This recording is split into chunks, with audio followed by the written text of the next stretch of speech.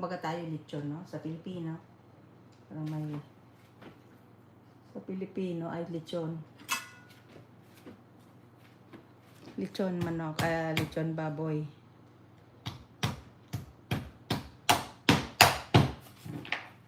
Lechon baboy. Kaya maninipis.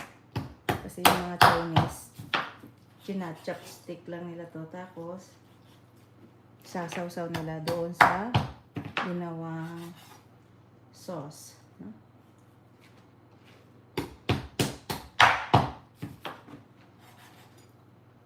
So, paano natin ilalagay ito para magmukhang manok siya mamaya.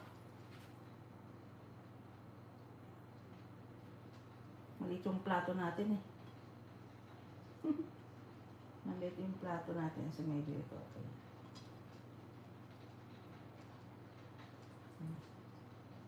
Oh?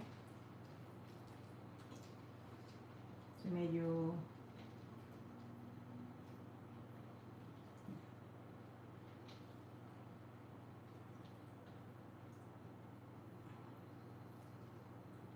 kailangan ikaw na mag-design.